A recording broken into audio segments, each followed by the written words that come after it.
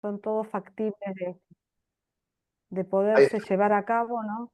O sea que, y está bien esto que decía su compañera, que bueno, que estaba como en una faceta de investigación. No se cuelguen tampoco demasiado ni se vayan por las ramas con el tema de investigar, porque después es tanto el volumen que tienen que no lo van a poder manejar en un cuatrimestre. Entonces es preferible que investiguen algo, tomen una porción de eso y empiecen a trabajarlo, ¿no? Y después vamos viendo si se puede extender mejor y si no, sabemos que sobre esa porción se puede trabajar bien, porque muchas veces uno empieza a encontrar cosas, se emociona, sube, sube, sube, sube y después hay que tener también tiempo para leer y procesar toda la información, ¿no? Entonces yo les recomiendo que por ahí sea un poco más acotado en cuanto a lo que van a analizar y decir, bueno, tomo esto, lo analizo bien, busco la data y después empiezo a ver sobre qué eje lo voy a trabajar, ¿no? Eh, Me parece más como más concreto. totalmente. Y ojo, si utilizan herramientas de inteligencia artificial, puede ayudar a ordenar información y demás, pero no se confíen en las conclusiones, no. Claro, Eh, las citas, a estoy, veces no están bien las citas, sí, o la estoy data de empezando, los años. estoy empezando a trabajar, creo que se los comenté, un libro reciente, es del año pasado, la primera edición, ya tiene como 4 ediciones, de Miguel Benazayac y Ariel Penisi, que son, Miguel vive en París y ahora está creo que viajando a Italia muy seguido, viene 1 o 2 veces por año a Buenos Aires, y Ariel Penisi vive acá. Pero trabajan así en intercambios, no son tecnofóbicos, pero están analizando con mucha precisión cuáles son los límites de la inteligencia artificial y cuáles son los límites de la existencia. Y es muy impresionante porque trabajan bastante con Kush, porque toman la cosmovisión de los pueblos originarios de América y los contrastan con la racionalidad eh, idealizada de la cultura europea. Mm. Entonces, la inteligencia, dicen, no es solo la racionalidad, es solo una parte. Eh, y es muy interesante los análisis que hacen, tienen un arco de fuentes enorme, o sea, son gente que está trabajando muy bien estos temas, eh, y es probable que demos alguna charlita de acá a fin de este mes y demás. Tengo eh, que ver un poco si nos podemos ajustar algunos de los puntos que vayan apareciendo y sobre todo ustedes se van a encontrar en la vida profesional y los que vayan a ser docentes que esto va a colonizarnos cada vez más y es muy interesante porque hay cosas que sirven, procesar millones de datos en un milisegundo puede ser muy útil o puede anegarnos de información imbécil y puede empezar a obturar nuestro propio pensamiento, porque el cerebro, cuando va dejando zonas vacantes, Claro. a lo largo de la historia, dejamos de, qué sé yo, de pispear o de poner la oreja en el suelo para ver si venía una caravana. Pero esa parte del cerebro se cubrió con otras funciones, se metaboliza, porque es parte de un todo orgánico. Ahora, dejamos vacantes cada vez más zonas del cerebro, ya nadie hace una cuenta, o nadie trata de acordarse cómo se llamaba el actor de Lo que el viento se llevó, vas a Google y ya lo tenés. Sí, sí, Entonces, igual. es Hay una que, cosa interesante incluso como docentes a sí, futuro y como sí, sí. profesionales, sí. Hay un límite también para esto porque también se está debatiendo el uso energético con el tema de la inteligencia Sí, artificial. sí. De hecho, bueno, ya se están Es produciendo tremendo, tremendo. cuestiones. eh, Los chinos hay, están hay haciendo un, una nube para estos procesos en el fondo del mar, donde el calor se disipa más naturalmente. claro. Porque, bueno, por está procesos. calculado que cuando uno utiliza la IA, la inteligencia artificial, no sé cuántas veces se utiliza más la cuestión energética que lo que se hacía con el Google. O sea, entonces también la demanda energética, llegado un tiempo, se empieza a colapsar, ¿no?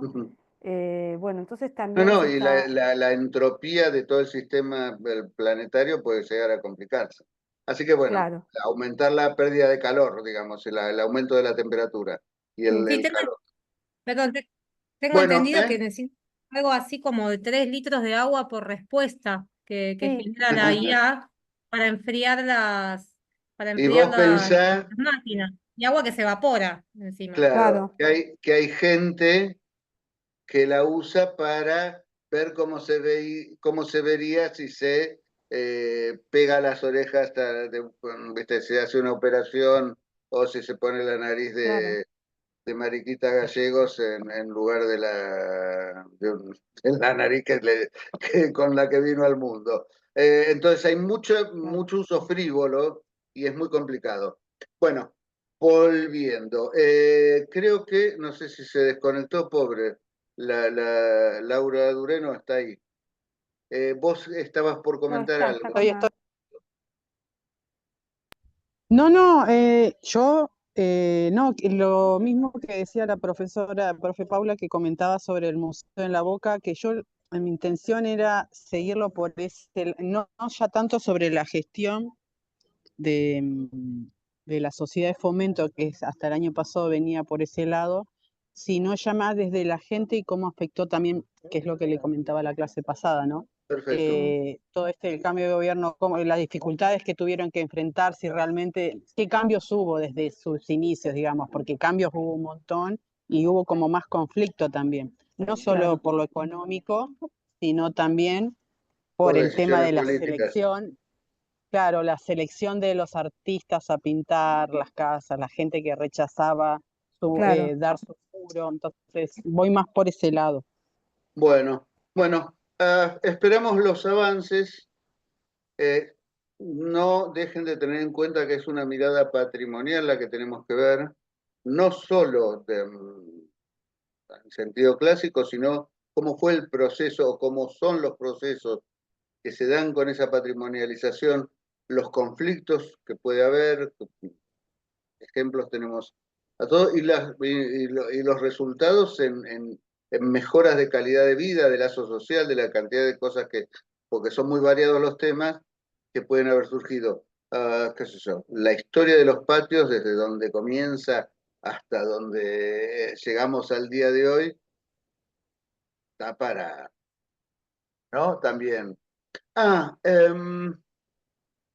la verdad es que yo lo leí en la facultad y después nunca más lo tuve que trabajar.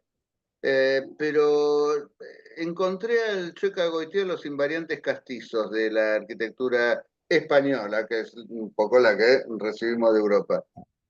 Se los paso.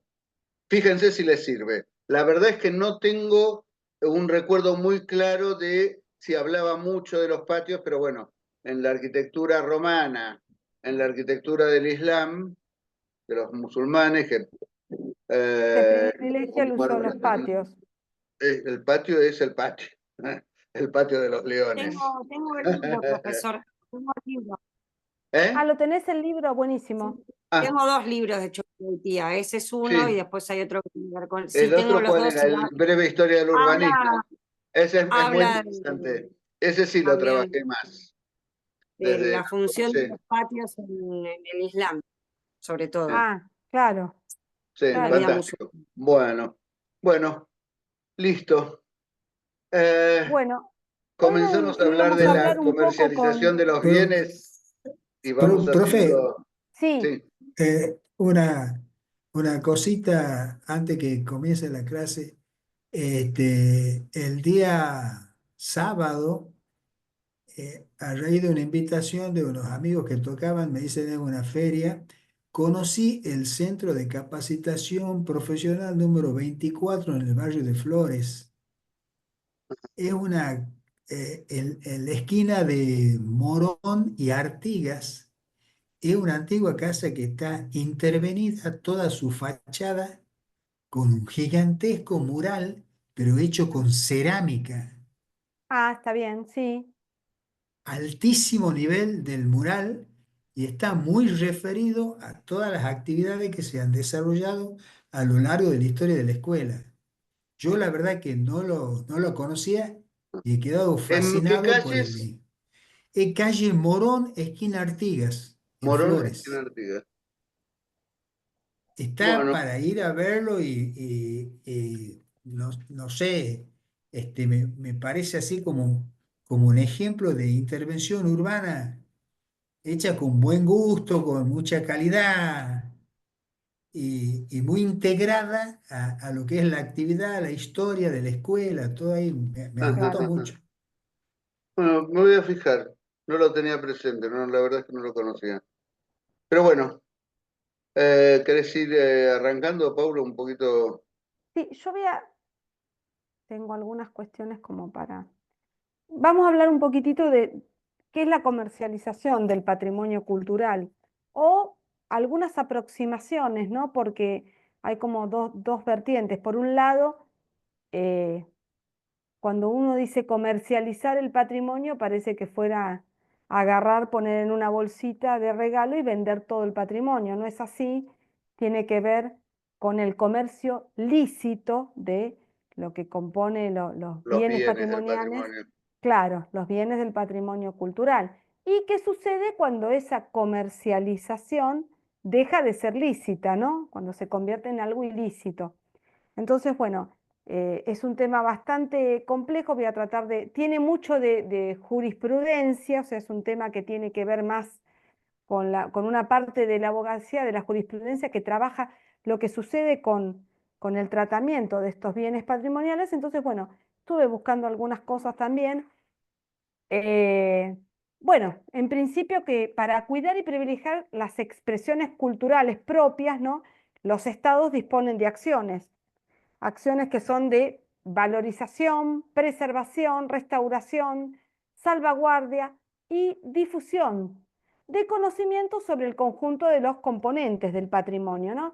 Estas acciones son las que serían las acciones tendientes al cuidado del patrimonio para que este patrimonio precisamente no pase en manos inadecuadas de forma que no fuera la adecuada, ¿no? Entonces, en este contexto, el Estado Nacional Argentino, yo voy a hablar un poco de lo que sucede en Argentina y bueno, me podés ayudar vos también un poco, que conocés también en esto, eh, tiene una legislación que tiene que ver con una preservación especial en cuanto al patrimonio antropológico, histórico, artístico y cultural, ¿no? Y también habla de su importancia vital para el desarrollo de la innovación tecnológica, científica, y trata esto como un acervo cultural. Y esto está en el artículo, ya les digo, artículo 1 de la ley 25.750, que tiene que ver con esta cuestión de el patrimonio y su comercialización. Eh, También esta ley distingue, o las leyes argentinas distinguen entre bienes culturales y bienes del patrimonio cultural. Hacen como una diferencia entre lo que son los bienes culturales y los bienes del patrimonio cultural. Entonces, Aquellos que están declarados explícitamente como tal por el Estado o reconocidos. exactamente. O reconocidos. Entonces también hay un modo diferenciado en el tratamiento de estos bienes culturales y de estos bienes del patrimonio cultural, eh, porque ellos disponen de que hay una importancia diferente, entonces también hay un cuidado diferente desde lo legal, ¿no? Eh, Eso por un lado. Bueno, esto que decís vos, la expresión de bienes culturales marca un concepto como más genérico y las de bienes del patrimonio cultural son como una partecita diferenciada de dentro de esos. Entonces, los bienes del patrimonio cultural son bienes culturales, pero no todos los bienes culturales son patrimonio. Esto un poco que decías Mm. vos. Y también la ley, entonces, en esta cuestión de la comercialización, por ahí con esta diferencia a veces no es muy claro en lo que es lícito y lo que deja de serlo. Eh, A ver, tengo algo más. Digo, quería hacer también un comentario, porque en general Sí, uno está pensando, pues está la ley de colecciones y está la ley de la circulación, son sí, varias. Ah, sí, el sistema legal argentino y en general del de todo país capitalista tiene dos posiciones respecto de los bienes del patrimonio, los bienes materiales. Pero también nos podríamos poner a hablar de, qué sé yo, las canciones, el derecho de autor, el sí, derecho de sí, sí, sí, sí. público pagante. Es muy complejo todo para Es darlo en muy un papel. complejo. Sí. Pero, por ejemplo, como estamos en un sistema capitalista, una economía de mercado, los bienes declarados pueden ser privados o O públicos. públicos, claro. Si son públicos, se supone que ya se sustrajeron del mercado, aunque con gobiernos como el actual pueden volver rápidamente al mercado. Pero hay Exactamente. otros bienes del patrimonio, sobre todo cuando decimos, uno piensa, volví a decir esto, en bienes muebles que se pueden mover. Un bien mueble es el que Sí. se mueve, un bien inmueble es el que no se mueve, un edificio, un monumento anclado, decía el viejo Código Civil, A la con tierra. carácter de perpetuidad al piso.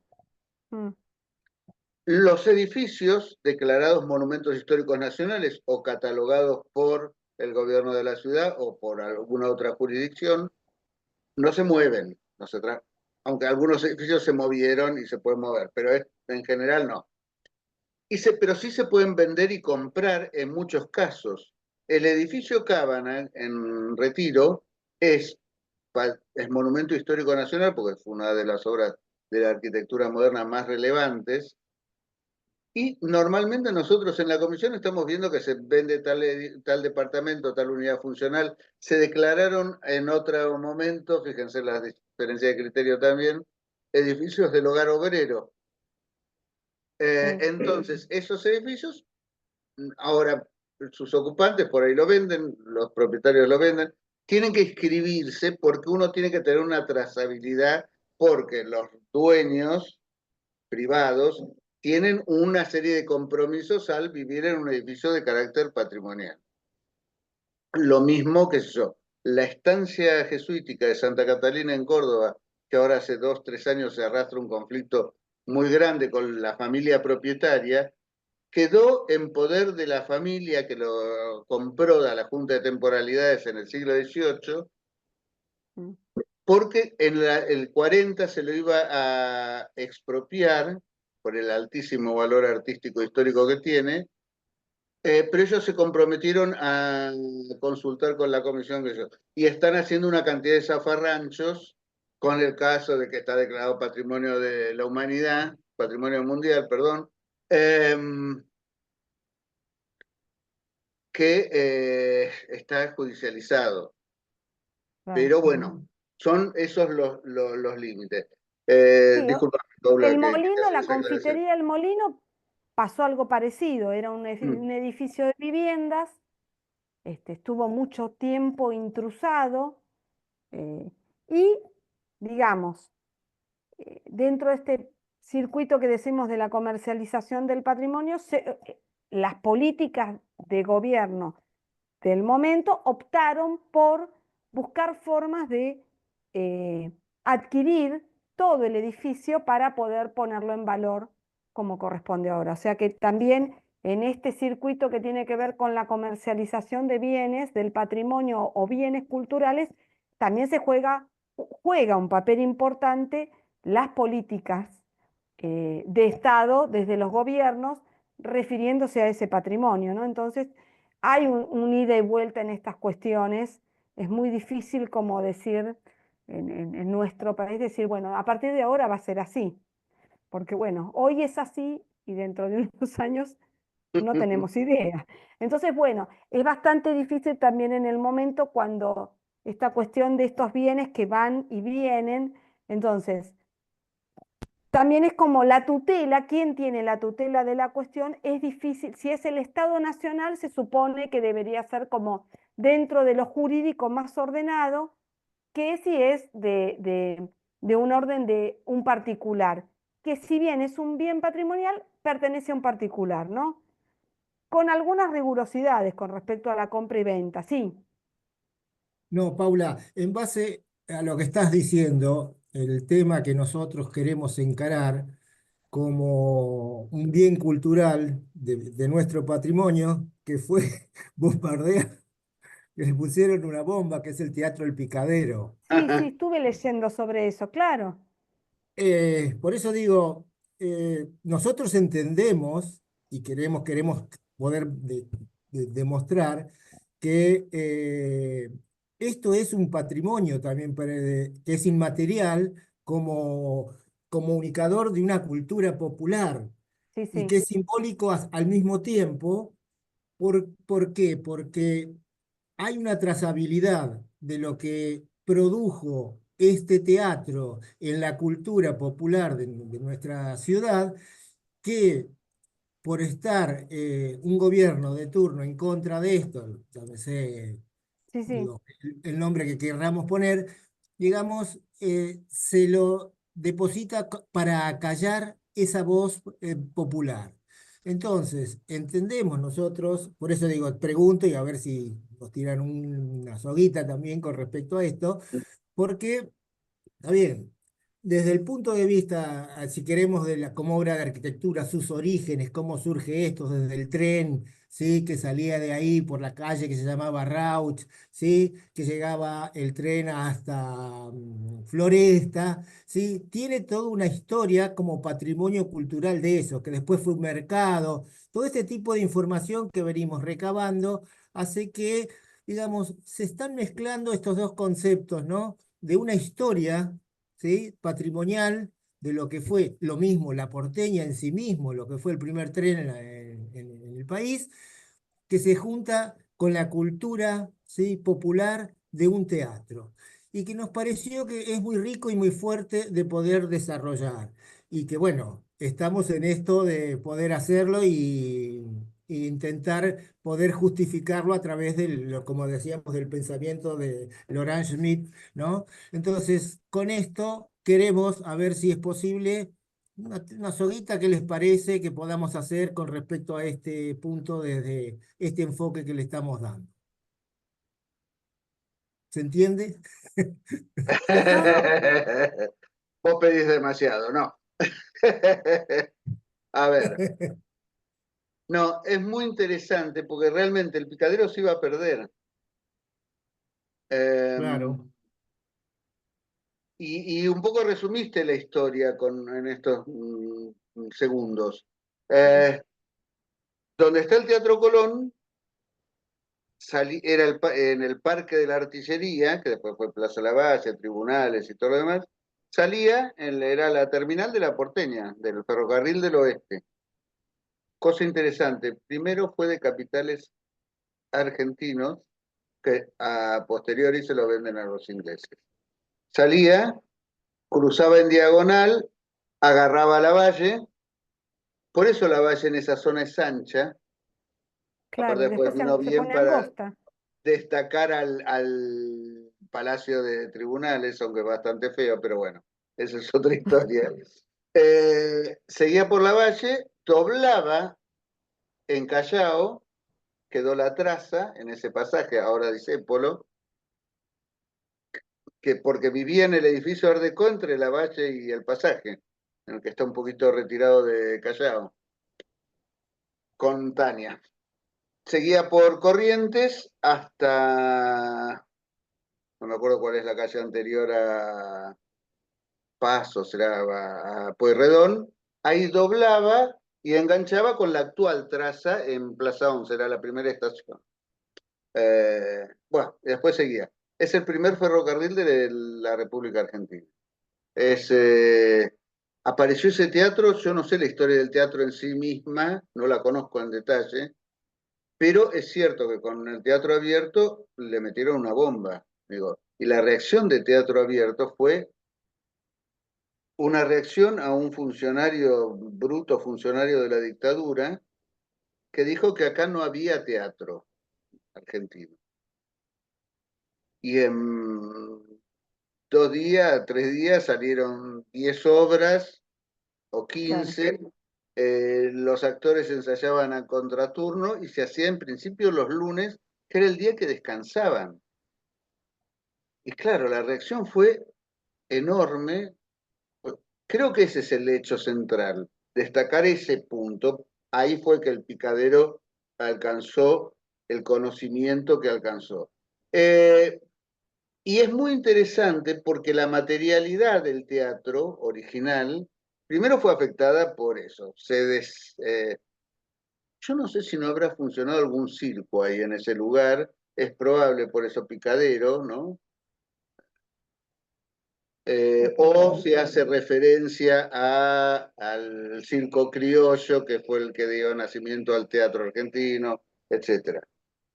Eso hay que indagarlo un poquito mejor y ajustar los datos. Y a partir de ahí quedó abandonado.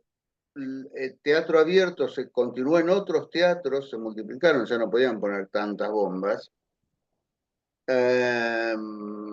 Porque ¿a quién le van a decir terroristas? Ellos mismos, animales. Bueno, la cuestión es que tuvo, que el primero, si mal no recuerdo, fue en el 81, el 82 fue más grande todavía, y el 83 fue el de la explosión, porque ya había sido la derrota de Malvinas, y se inició todo el proceso para volver a las autoridades constitucionales. Entonces vale la pena verlo, y Laura Jane Smith habla mucho de eso, el patrimonio. ¿Qué es el patrimonio? ¿Es la materialidad o no es la materialidad? No quedó Claro. prácticamente nada del interior. Véanlo desde ese lado. Y si con el Perdón, Dormael profe. también habla de esto un poco, ¿eh? No, perdón, que no quedó nada, prácticamente no quedó nada, Sí, sí, no me acuerdo bien. pequeños rasgos. Pero bueno, nosotros era por ahí, ¿no? ¿Qué es el patrimonio?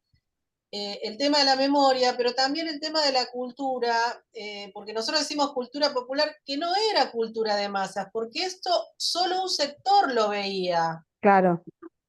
Pero no deja de ser cultura popular y lo demuestra el hecho que después los propios vecinos no permitieron que ahí se ponga algo, cualquier cosa. Pero Eso no, también es interesante, claro, lo que no estás diciendo, necesariamente Graciela. tiene que ser cultura de masas para ser Por popular. eso mismo, para Cuando hacer le esa encargan a Mario diferenciación. Roberto Álvarez el edificio de la esquina que da la vuelta a Discépolo, Corrientes y Riobamba, que es esa torre de vidrio que está ahí, que es Mario Roberto Álvarez, es que yo, el arquitecto que hizo el Teatro San Martín. Muy buen arquitecto, pero tenía ese lenguaje muy internacional, se llamaba el estilo internacional, se va a llamar. Iba a desaparecer porque tenían ese lote para ampliarlo. Y es cierto lo que decís, hay que tomar eso, es muy interesante porque muchos años después la memoria del barrio y de muchos agentes de la cultura quedó ahí. Y está esto, porque hay una también, y tiene que ver con la comercialización de un lado un poquito más lateral. Hay una ley en la Ciudad de Buenos Aires, una vieja ordenanza asimilada a una ley, que dice que si se demuele un teatro tiene que construirse otro. Yo cuando recién llegué a la Comisión de Monumentos, fines del 89, estaba todo el despelote de las hiperinflaciones y demás, yo ya había hecho algunas colaboraciones antes. Consigo entrar antes de que se cierren, el gobierno menemista cierre todos los ingresos al Estado Nacional. Era monumento nacional el Teatro Odeón, en la calle Esmeralda, con el viejo hotel Odeón, que estaba sin uso, que es, entre otras cosas, la esquina del hombre que está solo y espera de Scalabrini Ortiz. Él habla específicamente de la esquina de Corrientes y Esmeralda, para hablar de una especie del ser porteño. No vamos a entrar en la discusión de lo que significa esto, pero es muy interesante por el valor simbólico que tiene esa esquina. Era de un privado, el señor lo quería sacárselo de encima rápido, quería que le pagaran 10 millones de pesos, que es otra de las operaciones que se puede hacer. Si yo no estoy de acuerdo con la servidumbre que implica que mi propiedad sea monumento nacional porque implica una serie de restricciones, se llaman servidumbres, también en el lenguaje de los códigos civiles, vos podés pedir la expropiación inversa, porque la ley, la 12665, habla de la declaratoria de utilidad pública y que el gobierno nacional tiene que tasar ese bien y lo debe comprar si el propietario no está de acuerdo con cumplir con lo que manda la ley. Este hombre pedía que se lo compraran, lo que llaman, para reducir la expropiación inversa. No es el Estado el que te expropia, sino que vos, dueño, pedís que te lo expropie. Había todo un grupo de actores políticos que venían desde el gobierno de Alfonsín, de técnicos de la Comisión de Monumentos, los vocales y demás, gestionando con grupos empresarios japoneses, que eran los amantes del tango, para poner un teatro y un hotel y un lugar de tango en la esquina más emblemática de la ciudad. El gobierno, el tipo no, insistía en que quería que se lo vendieran, pedía 5 millones de dólares en aquel momento. El gobierno recién estrenado de Menem, con una frase que les sonará, no hay plata, se negó, y el tipo hubo que derogar el decreto que lo declaraba y al día siguiente lo empezó a demoler. Claro. Esto, y nunca se ocupó, nunca se hizo nada más, que fue durante décadas, 2 décadas, una playa de estacionamiento, hasta que ahora apareció una torre que no sé siquiera si cumple con la obligación de tener un teatro. Fue una pérdida horrenda para la ciudad. Y estaba la Municipalidad de la Ciudad de Buenos Aires también tratando de gestionar esto con grupos empresariales japoneses. Pero bueno, así está, así estamos, país. Perdóname, Paula, pero bueno, No, no, no. véanlo. Yo Laura lo Jane que Smith tiene quería mucha. agregar era que, bueno, que el trabajo de ellos, esto que que nos están contando, es como una identificación, ¿no? En principio de esto que dicen ellos del picadero, es como identificar el lugar y describirlo un poco. Yo creo que el trabajo de ellos va por un tema más de valoración. ¿Desde qué valoración van a hacer el análisis? ¿Desde una valoración desde lo arquitectónico o desde el edificio en sí? O me parece que es más acorde una valoración desde lo simbólico, todo esto que están contando. Entonces, bueno, me parece que va por ahí el trabajo que tienen que Sí. hacer una valoración de esto que estabas diciéndole vos un poco también, desde la memoria, desde la historia del lugar, pero es más simbólico y de ahí es más como que meterse más en el trabajo desde ese eje, ¿no? Si bien lo otro está bueno, porque es el contenedor de todo eso, me parece que lo que le da más sustento al trabajo es lo simbólico, más que lo... Son esos dos puntos, el teatro abierto, la explosión y el Claro. rescate que se hizo ya en este siglo, Mm. porque hace 15 años, no me acuerdo ahora justo la fecha. Eh, Tengo que vayan empezando. Para mí, la mirada de Laura Jane Smith entra en esto seguro. Dormaez Sí. también. Tengo que repasar un poco la obra que van a usar, la obra de Smith que van a usar, porque ahora no la tengo del todo presente. Me tengo más el espejo patrimonial, reconozco. Pero lo vamos viendo.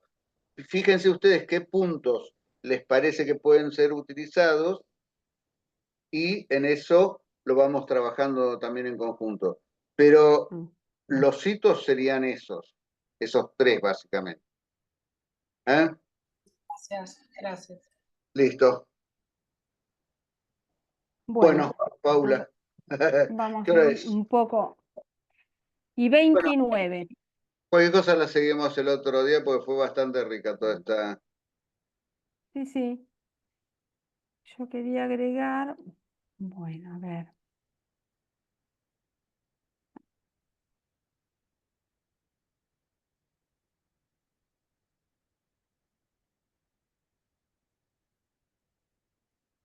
Bueno, Entonces estaba con el tema de los bienes culturales. La ley argentina, esto que volvíamos a nuestra ley, establece modos diferenciados de traspaso y comercialización de cosas que sean bienes culturales y que constituyan elementos del patrimonio cultural, ¿no? Entonces decía yo un poco esta cuestión de que es lícito en cuanto cumplan los postulados de las leyes y se torna ilícito el negocio si esas disposiciones se ignoran o se violan, ¿sí? Entonces, ¿qué es lo que sucede cuando decimos, bueno, esto está dentro de un circuito patrimonial, pero lo voy a publicar, tengo un elemento determinado como pasó con ciertos bienes del Estado, como fueron, por ejemplo, cuando se sacan los vagones de la línea A, que si bien había una tutela desde el Estado hacia los vagones, de alguna manera empezaron a aparecer piezas, por ejemplo, de bronce, que se vendían por Mercado Libre. Entonces, ¿qué es lo que pasa? Algo que era lícito, el Estado se iba a hacer cargo de la comercialización de esos vagones. Comercialización hablamos en cuanto a ver qué se decide hacer con esos vagones, y de pronto pasa a ser ilícito cuando empiezan a aparecer algunas piezas en Mercado Libre, en remates también, ¿no? Entonces, no existe la parte jurídica, no existe un delito denominado tráfico ilícito de bienes culturales, pero en la ley en Argentina dice que sí existen delitos que abarcan en su tipificación, es decir, las conductas que conforman esa maniobra. Puede ser contrabando, esto que estoy diciendo, robo, como fue estas piezas que se las robaron y las empezaron a vender de manera como privada, encubrimiento, ¿sí? Entonces, eso sí está dentro de lo que es la parte jurídica en la República Argentina. Entonces, a veces es difícil catalogar si es un delito o no. Eh, Entonces existe un mercado lícito de bienes culturales, pero también hay un apartado y que el objetivo del Estado a través de la participación de funcionarios especializados es controlar efectivamente que esto se cumpla, ¿no? Que todo lo que está dentro de la comercialización de bienes del patrimonio se cumpla con las leyes. Después, si no se cumple, es otro tema. Eso por un lado, que me parece que es lo que más podemos charlar dentro de la materia con respecto a eso. Con respecto después, hay una parte de Interpol. Interpol es un organismo internacional, pero que funciona en cada país. En nuestro caso es Interpol Argentina, que trabaja con, creo que es la Policía Federal, Federal. con la Policía Federal, y tienen un departamento que es protección del patrimonio cultural. Entonces, Conocí al comisario que estuvo mucho tiempo, creo que sigue a cargo de ese de departamento. esa división, claro. Sí, sí. Bueno, que la misión de Se llama Interpol, tráfico ilícito, ¿no? Sí, claro, tráfico recuerdo. ilícito se llama la oficina que se dedica a esto, ¿no? El departamento es el Departamento de Protección del Patrimonio Cultural y ellos dicen que tiene la misión de prevención y lucha contra los hechos ilícitos vinculados al tráfico internacional de obras y objetos que conforman el patrimonio cultural nacional. Acá no se habla de patrimonio cultural inmaterial, ¿no? Como verán, siempre es bienes de la cultura material, y en este caso sería mueble, o sea, trasladable. Y también centraliza datos de desapariciones o sustracciones de bienes culturales, ¿no? Obviamente que cuando hablamos de esto estamos hablando de bienes, o sea que ya están catalogados. Por eso también la oficina puede actuar. Entonces, digamos que para que esto puede, si, por ejemplo, si se sustrae un bien, se roban un bien, no sé, una figurita de bronce de algún museo. Lo primero que ellos dicen que hay que hacer es llamar al departamento de Interpol, pero el departamento de Interpol no es que va a empezar a buscar el objeto, sino que tiene una serie de cuestionamientos. Entonces, lo primero que nos va a pedir es que el catálogo, cómo está catalogado el bien, porque con ese catálogo se hace una publicación, en especial en los lugares de frontera, para que el bien no traspase las fronteras de nuestro país. es bastante complicado. O sea, no es tan fácil esta cuestión. Y además porque no hay en todos los organismos eh, una cuestión de la catalogación de los bienes patrimoniales como correspondería, ¿no? No están catalogados como corresponde. No sé si me equivoco, vos decímelo mejor, Eduardo, pero bueno, hay lugares que por ahí tienen los bienes patrimoniales y no tienen ni un catálogo actualizado, porque no es solamente hacer la catalogación, sino se va haciendo actualizaciones precisamente por este tema, por el robo. Así que eso sería por la parte de lo que sería la protección a nivel ya de delito y quiénes intervendrían en el caso de que esto sucediera, ¿no? Ah. Hay Eso tiene, un... sí, perdón, sí, no, no, no, sí, decí sí. después termino. No, no, eso es con Ah, respecto a los bienes del patrimonio porque... material sí, inmueble, mueble, ahí está. muebles, sí, sí, Sí, básicamente.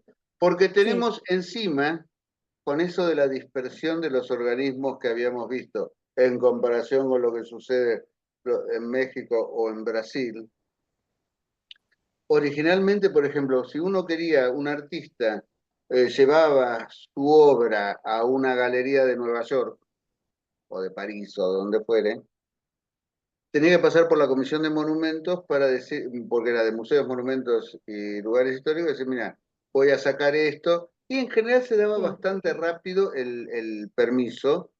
A veces se ponían trabas, porque si es un bien que yo quiero que permanezca en el país, preferiría que no se venda en el mercado de arte internacional.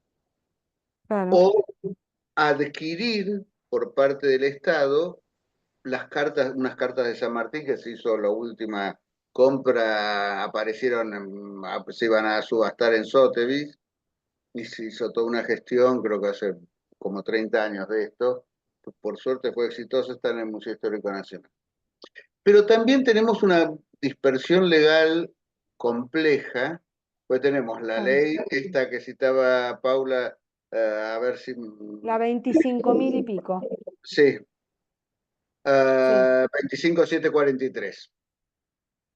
sí. ¿Qué le da al INAPLA es Instituto Nacional de Patrimonio, no, Instituto Nacional de Antropología y Pensamiento Latinoamericano, que es un organismo de la Secretaría de Cultura, que podría ser uno con la Comisión Nacional de Monumentos, podría ser uno con otros sitios en el tráfico ilícito desde la Secretaría de Cultura lo maneja la Dirección de Bienes y no sé cuánto culturales, que son como distintas ramas donde no se puede articular muchas, no se puede generar una gran sinergia. Las leyes que se van sumando no terminan de poder cumplirse porque no se les otorga presupuesto a los organismos responsables, etcétera, etcétera, etcétera. Entonces, hubo campañas, me acuerdo en la época de la presidencia de Kirchner, de la Dirección Nacional de Bienes Culturales, Mm. porque todo el número completo, porque fue cambiando, que dirige la profesora Claudia Cabuli desde hace muchos años, se especializó en tráfico ilícito y demás, trabajó con Interpol, pero queda una cantidad de pasos que tendrían que darse por otros organismos y es lo que justifica que ahora se anule, porque esto está en discusión, muchos artistas piden que no, para que si un artista quiere llevar su obra a cualquier lugar, la puede llevar, la puede vender y demás.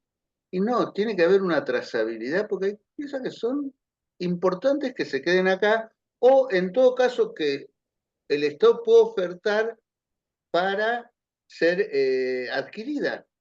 Pues también el Estado debería seguir aumentando la integración de sus colecciones. Esto es, por una compra, sacar del circuito comercial una cantidad de bienes que preferirían estar en custodia en nuestros museos. Pero bueno, es todo un tema, porque en el sistema capitalista no se puede prohibir, no, Es bueno que algunas salgan del circuito comercial.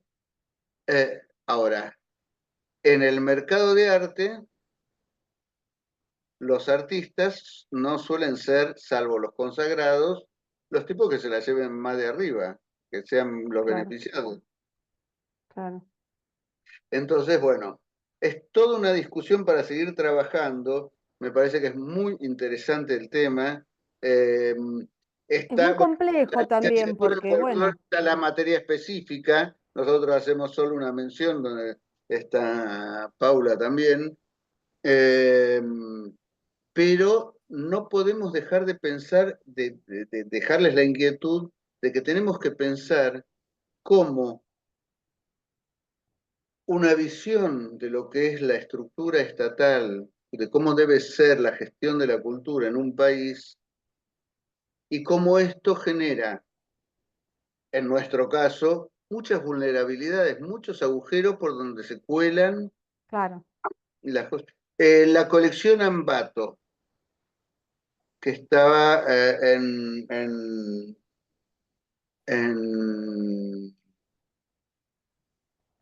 La Falda en Córdoba. En realidad, más que La Falda es Villa Edén, que es la parte más cercana al hotel, arriba, donde estaban todos los nazis. Eh, el coleccionista tenía esa colección, empezaba a tener que registrarse y resulta que aparecieron en un departamento en la calle Libertad y Arenales, que fue todo un escándalo porque después terminaron muchas de esas piezas, no se pudo evitar, generando un museo privado en Montevideo que se llama el Museo de Arte claro, Latinoamericano. claro. Entonces, ya no forman parte de los bienes del patrimonio cultural de la nación. El huaqueo, cada sitio arqueológico, todo el Bueno, mundo se quiere sí, llevar un cachito de cerámica o claro, te lo venden, o venden sí, sí, fauna, porque ahora tenemos que, vuelvo a tener que tener esa mirada más integral. sí, En la quebrada de Humahuaca, en los valles calchaquíes, los tablones de los techos de las casas y de las iglesias se hacían con cardón. Se explotó de tal manera el cardón que está en peligro de extinción. claro, Entonces, no solo estamos con un tema de la naturaleza, que es un tema también, un insumo para la construcción tradicional y de altísimo valor patrimonial, porque un cardón tarda 100 años en crecer. Los pueblos originarios cultivaban cardones. Uno te dicen los lugareños en la quebrada de Humahuaca, sobre todo, vos ves donde hay concentración de cardones, dice, ahí hay un antigal seguro, que es un yacimiento. claro, ¿Y cómo saben? Porque están los cardones agrupados, que, vuelvo, se perdieron muchos. Y la declaración de patrimonio de la humanidad, al no tener una gestión fuerte, un poder de policía, el Estado, en el mejor de los sentidos, el poder de policía, ¿no? La posibilidad de actuar contra esa ilegalidad, contra ese tráfico ilícito, contra ese contrabando, uno va a un pleno centro histórico de Purmamarca, que es todo el pueblo es histórico, un restaurante que es un pastiche eh, neocolonial, una porquería que hace un supuesto arquitecto que amaba ese lugar y que, qué sé yo, y que quería traer al pueblo los colores del Cerro de los Siete Colores. Los pueblos son blancos. Y el machimbrado del techo era todo de cardón, encima barnizado, que quedaba una porquería. Y yo, ¿cuántos cardones mataron? Le preguntaba a los... No, no, esto se consigue, son solo de cardones muertos. Es la única manera de aprovecharlo ahora.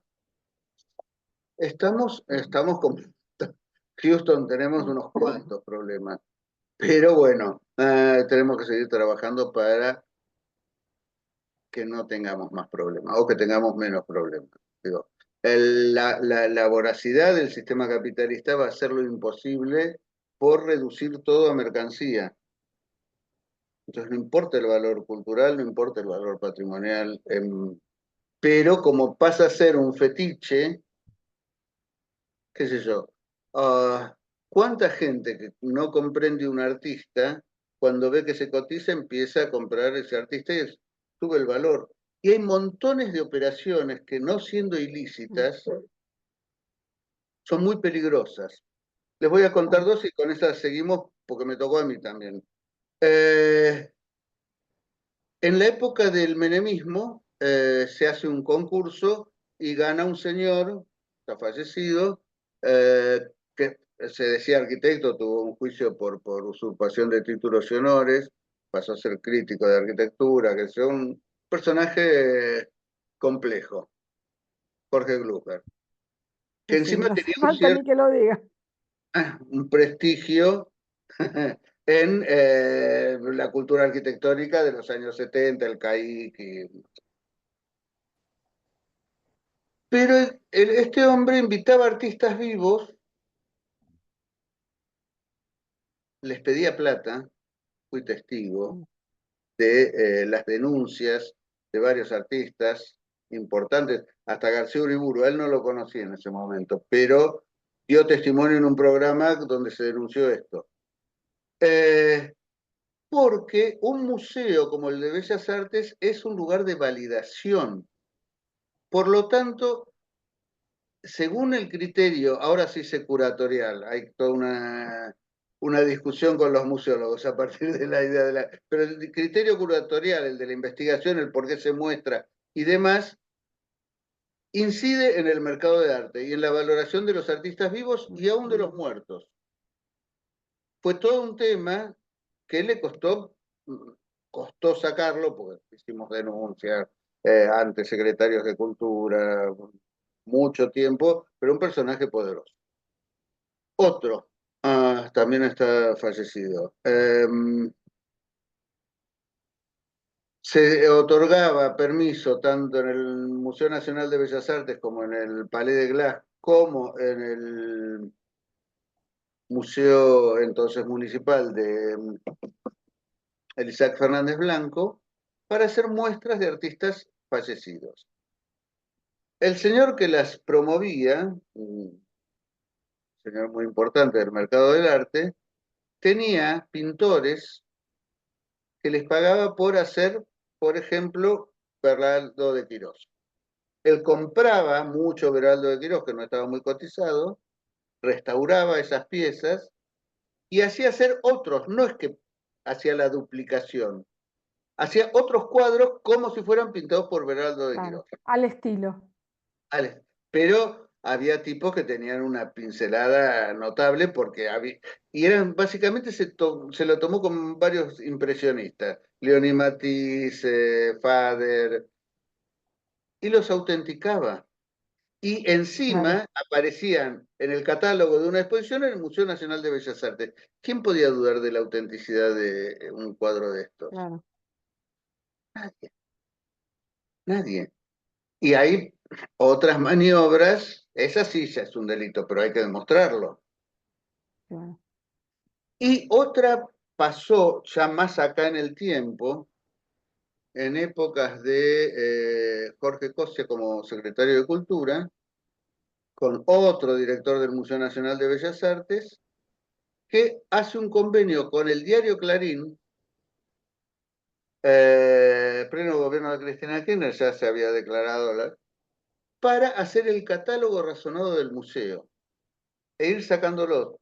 Era propiedad exclusiva de Clarín. Nunca pudimos ver el,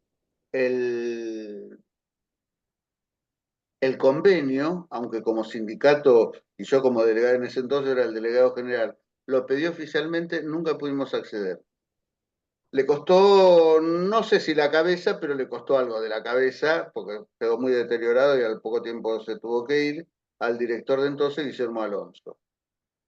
Un catálogo razonado es la imagen de la obra o de varias obras. La descripción por parte de peritos y de expertos en arte del periodo y del autor que fueren, y vos pensás que en Bellas Artes tenés desde Goya Sí, hasta sí, pintores argentinos, obras de todo, sí, sí. de Cézanne, hay un montón de... Pero sobre todo con los, donde más incidencia podían tener era con los artistas argentinos, vivos y muertos. Si yo exalto una determinada obra o lo pongo en principio, porque el catálogo de Razonable va a salir publicado, creo que llegaron a publicarse 2 o 3 tomos. Esto, según la valoración que hace el Museo Nacional de Bellas Artes, genera también mueve el amperímetro del precio de mercado de los artistas, vivos y muertos. Y entonces, esa serie de operaciones que pueden ser legales, pero son oscuras, no hay por ahí un delito, como decía Paula, sino que son maniobras que generan esto, también traen beneficios personales que no deberían ser. Y es parte de toda esa disputa de la que venimos hablando desde el día 1. Porque también en esto se está disputando sentido, se está disputando hegemonía, ¿no? Y se están disputando negocios. Y eso algunas personas no lo van a perdonar jamás. Pero bueno, Bueno, lo dejamos quedó acá. muy poco tiempo, sí, porque yo iba a desarrollar una partecita un poco de la Y mercantilización del patrimonio, pero la podemos dejar para la clase que viene. claro, porque sí, eso Sí, es importante también. La dejamos para el miércoles. ¿Está? Dale, Si lo van dejamos para el miércoles. avanzando con algo sustantivo, nos avisan, pero bueno, sigan trabajando. Cualquier cosita, y sobre todo los que todavía están en falta, Si nos vayan subiendo algún tema. adelante. ¿Eh? ¿Quedamos así? Bueno, Bueno, hasta entonces nos vemos Bueno, el miércoles. buenas chau, noches, chau. gracias. Chao, hasta luego. Chao, buenas noches, muchas Buenas gracias. noches. Chao, hasta luego.